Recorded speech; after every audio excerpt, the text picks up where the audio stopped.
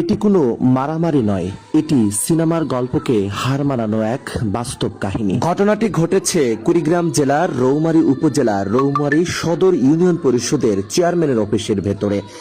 কুড়িগ্রামের রৌমারীর পদ্মারচর এলাকার কবির হোসেন আর বাউই গ্রামের জুই আক্তার দুজনকে মন প্রাণ দিয়ে ভালোবাসে।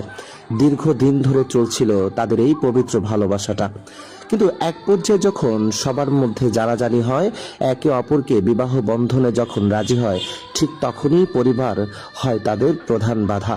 মেয়ে পক্ষ এবং ছেলেপক্ষ পরিবার কোনোভাবেই মেনে নিচ্ছে না তাদের এই সম্পর্কটি। অবশেষে বাধ্য হয়ে সেই সম্পর্ক ছিন্ন করার জন্য ইউনিয়ন পরিষদে বিচার নিয়ে গিয়েছিলেন।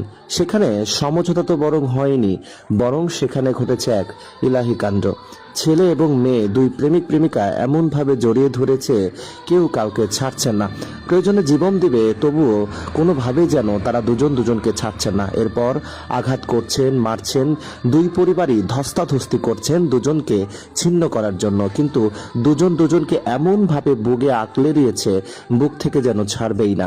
কিন্তু তাদের পরিবারগুলো কিভাবে দেখেন দুজনকে আঘাত করে দুজনকে আলাদা করতে চাচ্ছে, কোনোভাবেই যেন তারা দুজনকে ছাড়ছে না, তারপরেও চেষ্টা চালিয়ে যাচ্ছে। আমাদের সমাজের মানুষগুলো কেন জানে না প্রেম এ তো স্বর্গ থেকে আসে, স্বর্গেই চলে যায়।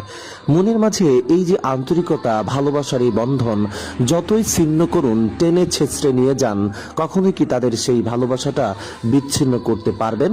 শুধুমাত্র এই বাবা মারা এমন ভালোবাসা মেনে না নেওয়ার কারণে বাংলাদেশে শত শত যুবক যুবতীরা বিষ পানে বা ফাঁস লটকে আত্মহত্যার শিকার হচ্ছে। দীর্ঘ কয়েক ঘন্টা বিচারিক কার্যক্রম পরিচালনা করার পর অবশেষে সেই মেয়ে পক্ষ আর ছেলে পক্ষ দুজনকে আলাদা করে নিয়ে গেছে।